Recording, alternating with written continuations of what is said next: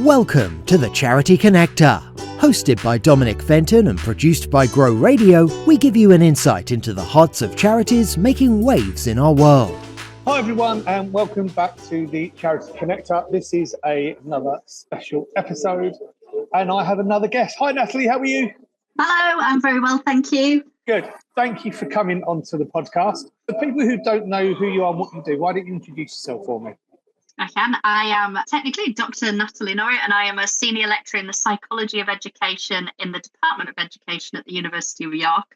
And I'm with you today to talk about the work that we're doing on bullying, because my research background is on children and young people's experiences of bullying and the impact that can have on their mental health. So that's who I am. Wow. We've been having a bit of a chat offline, and obviously this week when this goes live is actual National Anti-Bullying Week. For those of you who've been listening into past episodes, I had the CEO of Kidscape on as one of my very first guests, and it was her amazing idea to connect us, and we're doing a special for this week. So, Natalie, why don't you initially let me know what the project is and how it all started and how you started working with Kidscape? Yeah, so good question. I've known Kidscape for many years, definitely pre-pandemic, which is a sort of benchmark for us all nowadays. But we used to meet regularly to talk about anti-bullying work, to talk about bullying research. And before Paula joined Kidscape, CEO was an amazing woman called Lauren. They always have amazing CEOs over at Kidscape. And Lauren and I were talking about the notion of trauma and the notion of whether bullying is a trauma. And it's maybe sounds a silly question to those who have maybe been bullied, because for many young people who have been bullied, they'll say, of course it's traumatic. It's a major life event. Of course it is. But those who maybe don't understand bullying don't necessarily always connect it in that way. So Kidscape commissioned us to do a piece of research that really had two parts. The first part was looking at, can we define bullying as a trauma? So can we say that bullying is traumatic? So this was a literature review. We looked at the research that was out there. We looked at the discussion pieces that were out there to really see, how do we define trauma? How do we define bullying? And is there overlap there? And then in the research that's out there already, can we see a relationship between being bullied in school and symptoms of trauma? So what I mean by that is symptoms of post-traumatic stress disorder and different elements of trauma within that. So that was one part of the project. And the second part of the project is looking at an intervention that Kidscape funded. So they funded a charity called Service 6, which is a counselling organisation who developed a bullying-specific, trauma-informed therapeutic intervention, lengthy title, to try and support those children and young people who are most chronically or most severely bullied in school. And our job was really to evaluate what that was like. So did it work technically? Did it help those children and young people? And what was it? What was the impact of that counselling intervention? So that's, in a nutshell, what we did. And I think it's really important that actually, and the great thing about someone like an organisation such as Kidscape is the power of working together. Yeah. Because actually what they realise, they can't do everything themselves.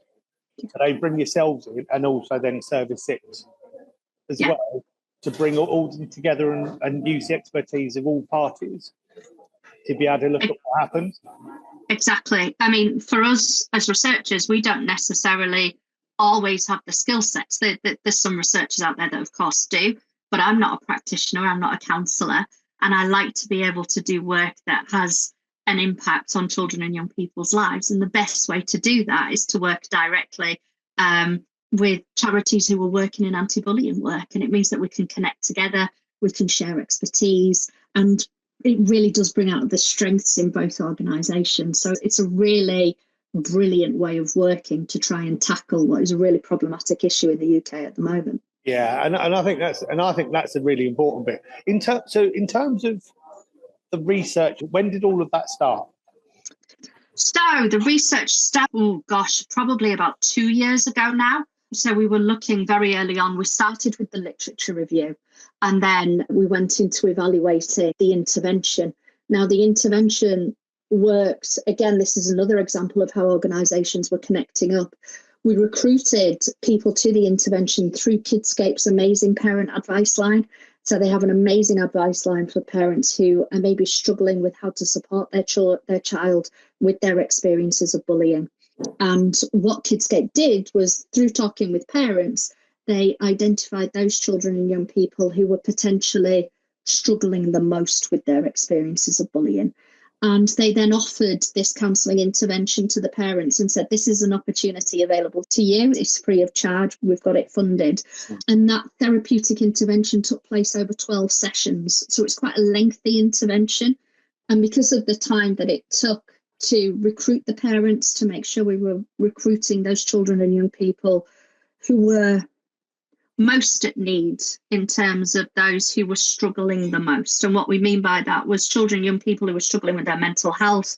They were struggling to go to school. They were the children, young people who didn't want to go. They wanted to stay away because obviously that's where the bullying was happening. So that then took approximately another year for us to get all the data in terms of feeding them through the intervention, supporting those children, young people, and gathering the data as we went. So it was quite a long project, which we launched at a formal presentation, which we did online in September this year. So that went live then. Wow. So, and this is what I love doing this, because actually I started to find out a whole lot more about what's going on. Yeah. And the amazing work that organisations do and the connectivity between groups and things like that. So in terms of numbers of children that were involved and things like that, what sort of numbers are we looking at? Yeah, so in terms of those who were offered the intervention, we had 20 families were put through that counselling intervention. And we had 18. So in terms of how we evaluated it, just to give you a bit of background on that, what we did was out of concern from a sort of ethical point of view, but also in terms of the resources we had available to do the project, we asked parents to fill in a questionnaire about their children and young people's experiences. So they filled out a questionnaire at the start of the intervention, and we had 18 parents fill it in at the beginning. And then once they'd gone through, we had 8 families who had completed the post-intervention questionnaire, which is why it took us so long. Took a lot of chasing, to be honest, to get those questionnaires. But what we have is the stories from 18 families right at the beginning in terms of what were those bullying experiences like for those children and what was going on in terms of the impact it was having on the child, but also the impact that it was having on the broader family. And that's something we don't talk a lot about. Our focus in terms of mental health is typically on the child and the young person. What impact is it having on the child? We don't always, and I think that's both researchers and practitioners, don't always recognise straight away the impact that it has on the family. So we've got the stories, which I can talk you through in a moment, in terms of the impact that it had on the family. And then we have the full stories of 8 children going through and the impact that the intervention had on them. And in the report, and I can share all the links for anybody who's interested, we've created 5 case studies in terms of the 5 children and young people. What were their stories? What were their experiences of bullying? And how did this intervention help them? So it's a fairly small pilot-based study, but it's something that we're hoping sets the scene for more work later on. Yeah, and I think it's like anything. Generally, a lot of the work that goes on is around that sort of individual.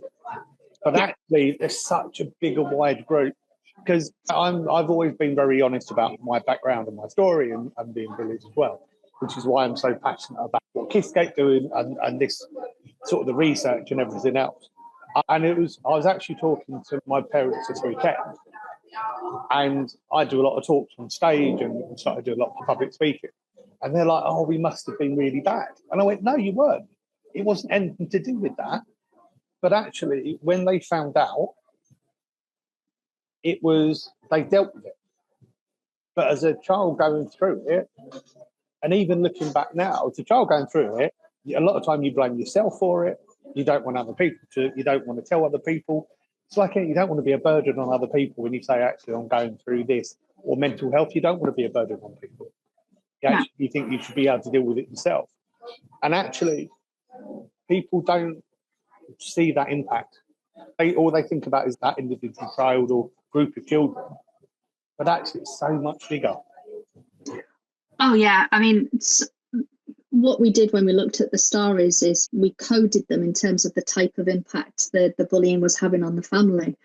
And the sorts of things that were coming through were things like that bullying being an immense source of stress for the parents, the emotional impact of having to send their child to a school, knowing what was going on, knowing what was happening, and feeling helpless to do anything about it was quite profound in the stories that we had.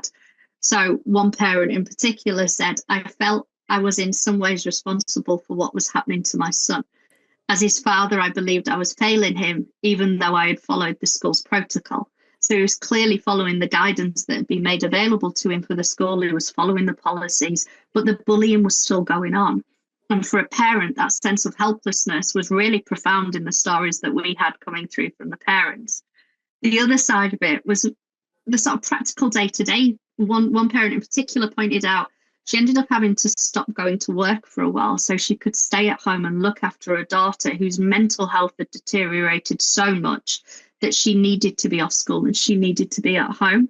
And you start to think of that in terms of the practical impact on the family, the loss of income, the source of worry, the stress in terms of the household, which led very tightly onto another strand, which was around conflict in the family, both in terms of conflict across parents, in terms of were they dealing with the bullying in the right way? Were they managing it in the same way? Did they both have the same approach?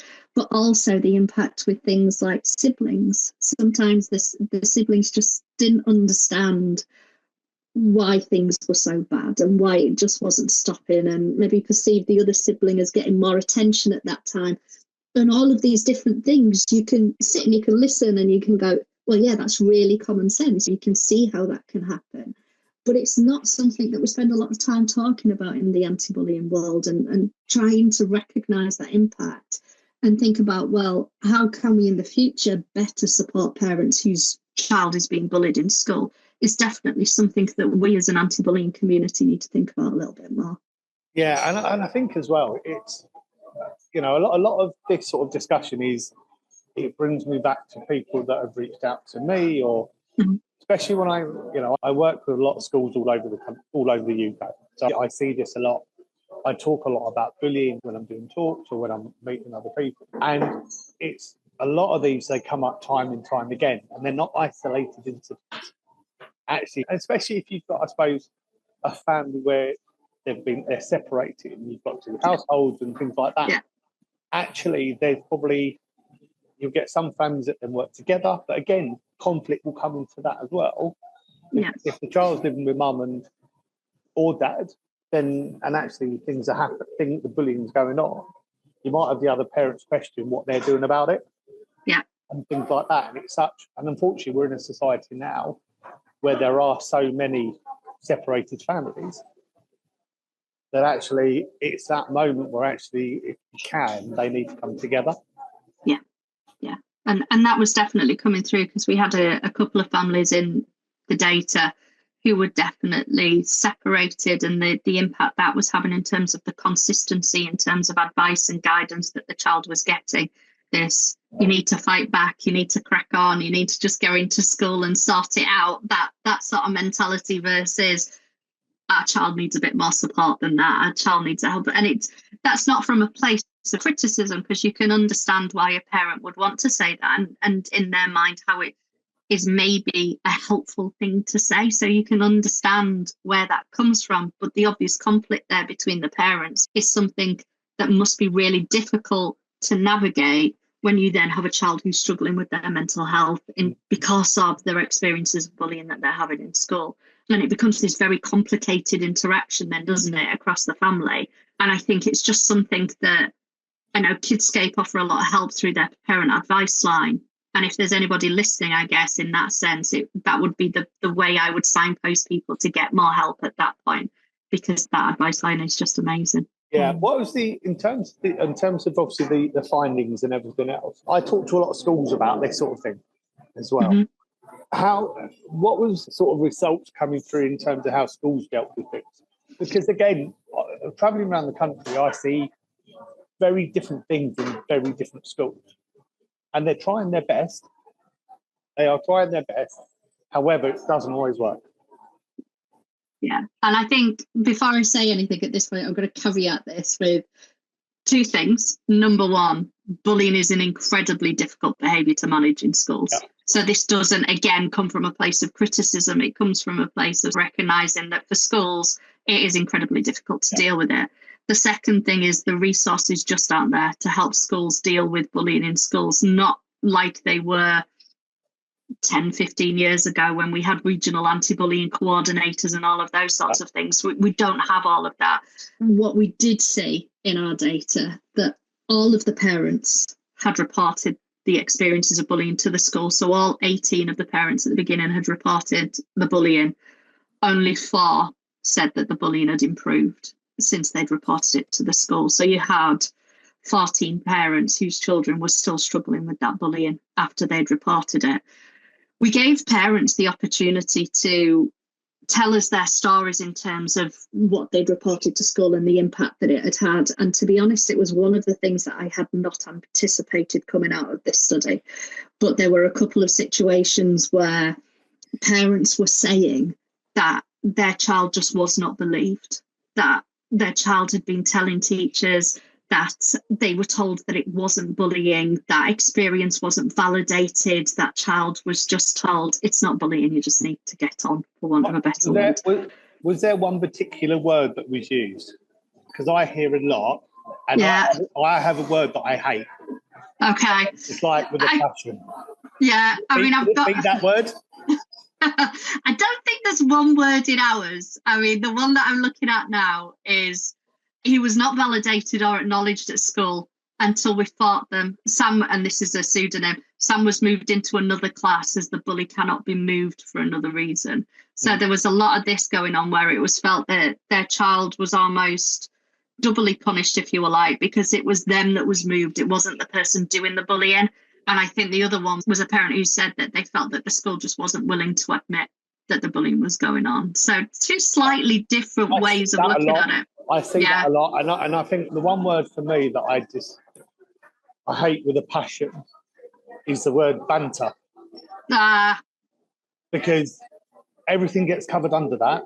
Yeah. But actually, if a child asks it to stop and doesn't like it, and it continues, I live in a very simple world. Actually, if they carry on and they're still doing the same, that then becomes bullying. Yeah. I mean, there's a great resource that the Anti-Bullying Alliance have put together on bullying and banter, and they've got this really great image that just shows the progression from banter to bullying. And it hangs off that notion of, is it reciprocal?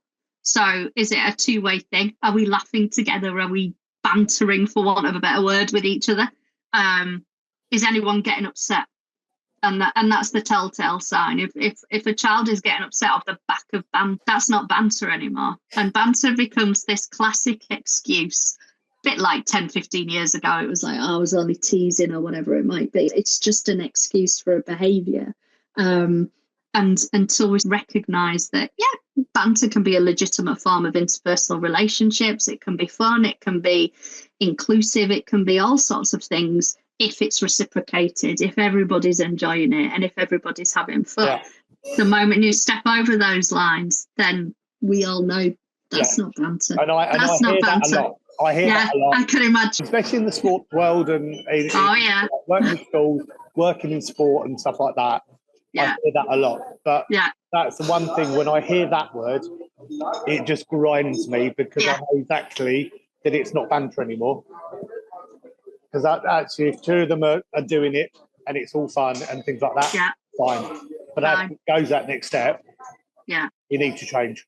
We need to look at what goes on. So in terms of, what would you, having done the research, what would you say are the biggest findings that have come out, and what sort of things would you go, if someone was listening to this now, what are the top 3 or 4 things that actually we want people to know, or we want? So the first thing One of the things we also asked parents was the impact that the bullying was having on the child in terms of what impact was it having on them. And some of that was consistent with what we know already. So there was impacts in terms of high levels of depression, anxiety, impacts on self-esteem, impacts on learning. We had parents talking about how their child was not engaging in school because they were scared and they were frightened. So we can see this, we can visualize it. If you're in a classroom where there's another child who is bullying you, you are not going to be able to concentrate on your schoolwork because you are going to be watching out for what that other person is doing. And that was coming through the data very strongly. So we know in the UK at the moment, there's a movement and an interest in why children and young people are maybe absent from school, why they're not engaging in school. And we need to connect the conversation on bullying and school absenteeism a lot more strongly because it's coming through there. The other side of it that has come through is one of the scales that we use to measure trauma had what we call a clinical cutoff point. So once you score over that point, you are deemed to be you have clinically high levels of trauma. All of the sample, all 18 parents reported that their child had clinically high levels of trauma symptoms. Sorry, that's a high sentence. But when you start to think about that, all of those children, as measured by that tool, had high levels of trauma symptoms. So in terms of whether bullying is traumatic, looking at the trauma symptoms they were experiencing, we were seeing things like re-experiencing the trauma. We were seeing high levels of what's known as hyperarousal, so this watching out and this monitoring of other people. And I think that's a really important finding to highlight, is just how high those trauma symptoms were in those children and young people who were being chronically bullied in school. And then the final point, I guess, was just in terms of the helpfulness of the intervention. What we saw was a significant reduction, so statistically speaking, a statistically significant reduction in trauma symptoms after the intervention. And we saw a reduction in some of the children into the non-clinical level. So we were seeing this movement from clinical levels of trauma to below clinical levels of trauma after that intervention. So if I was reaching out to people who could maybe help us take this work further, it's about thinking about this is a specific type of intervention. Lots of our anti-bullying work at the moment focuses very much on how do we reduce the behaviour in school? How do we get children and young people to report their experiences? And this certainly isn't a criticism of that work. It's not that. It's while that work is ongoing, while we're developing anti-bullying interventions, we need to support those children and young people who are still being bullied and do trauma-informed practices, which are growing in popularity in schools, offer us another avenue for intervention in school. And that could be for those who are being bullied every so often. How do we adapt this intervention to work with them? But also, how can we fund more places for this quite intensive therapeutic intervention to help those children and young people to re-engage in schools? So one of the case studies we've got in the report is of a 16-year-old girl who had the most horrific experiences of bullying in school. She ended up trying to take her own life. She took an overdose. She dropped out of school for a while.